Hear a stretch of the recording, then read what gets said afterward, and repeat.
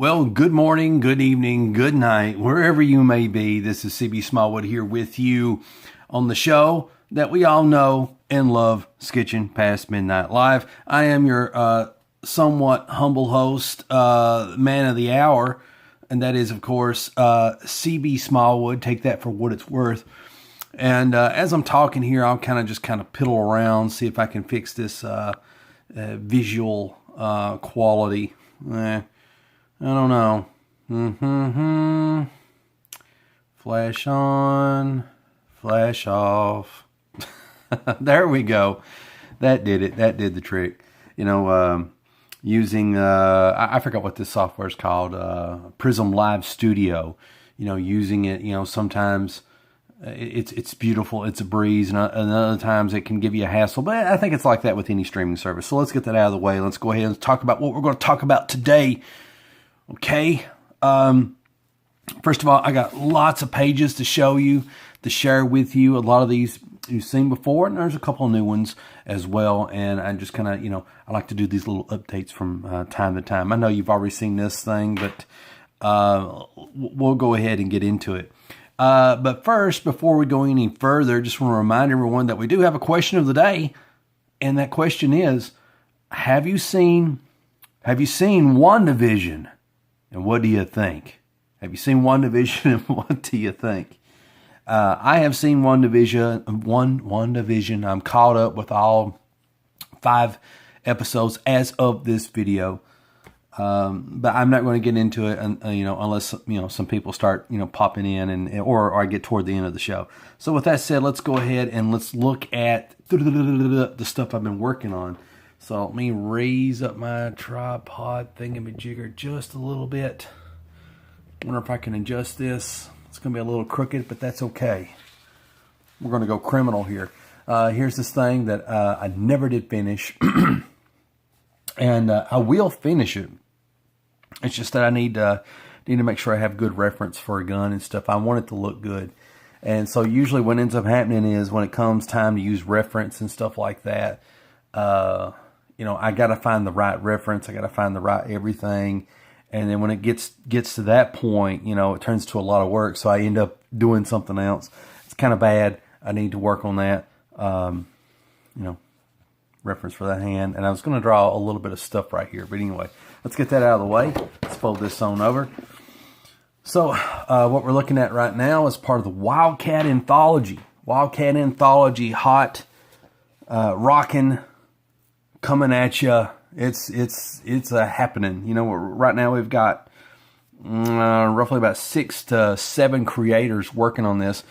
With still room for more people to hop on board, because you got till May 15th to have something turned into me. It's got to be, penciled, inked, and lettered. It's in black and white. And anyway, here we got the Wildcat Anthology that I'm working on, and this story was written by the magnificent B.W. Sims. B.W. Sims. And, I'm like so many pages into it.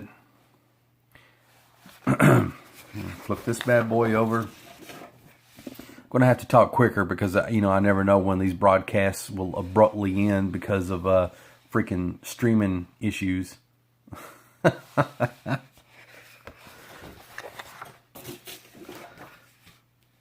Yeah. But I like how this is turning out overall. And one of the things that I love about it is with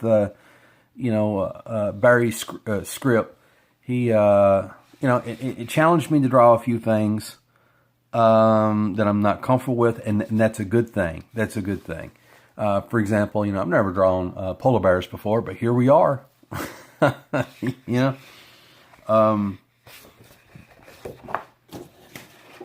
And also, water and stuff like that. One other thing that I'd like to point out is on this page right now, I know the inks are popping a little bit better, but if you was to look at this drawing, whatever you want to call it, if you was looking at it in person, the inks are kind of bland when you compare it to the other ones. I've got this set of I got them from Five Below, this store called Five Below. and there's like, I don't know, a set of like 20 different types of pens that come in this thing, and I used it to ink this page pretty much. And I don't think I'll be using those anymore to do my inking work. I may change my mind on that, and the reason is I like the absolute black that I get by using Black India ink. Looks so much better. So, you know, some cool things coming out of it. This is probably one of my favorite, you know, Wildcat panels, you know, I've ever drawn, you know, because it's just fun. Look at that. And the lettering in the background, that's just fun. It's just fun. This one's pretty cool too. I like that. Probably liked it better if Wildcat just looked an incy bit, a little bit cooler. But that's not as important as the story that I'm trying to tell there, you know.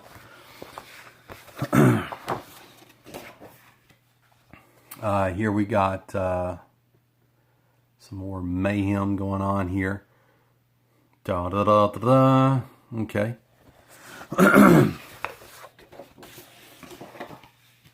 All right, we got this page, which I may actually draw on this tonight. So what I'll do is I'll set this one aside. This is, I don't know, this is page 5 or 6 of the Wildcat Anthology that I'm doing, my contribution.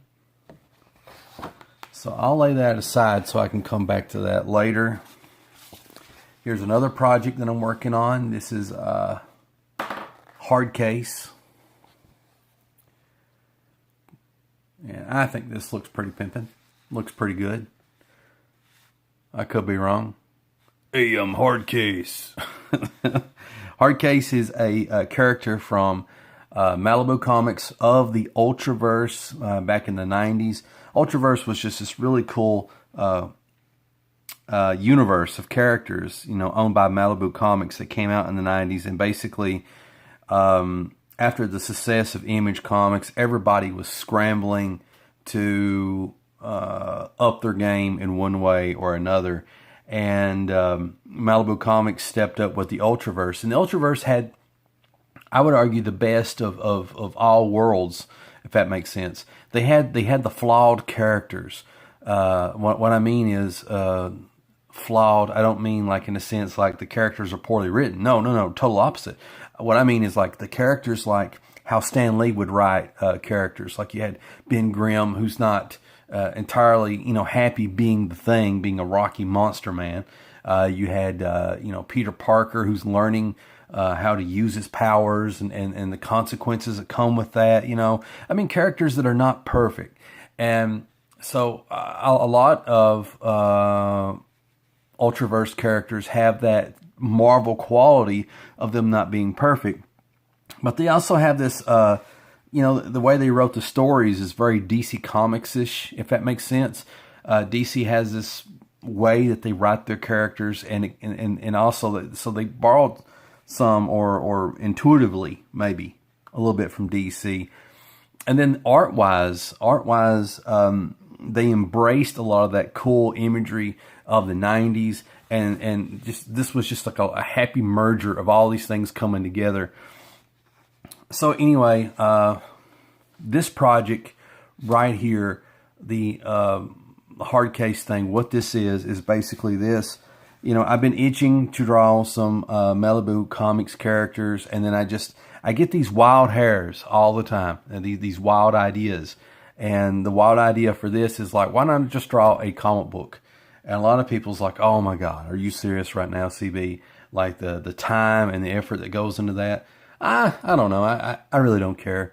It's like the way I see it, the way I look at it is, I'm not getting paid anyway to draw any of the comics that I'm drawing. And at the same time, if I'm going to get paid one day to draw comics, I need to get good.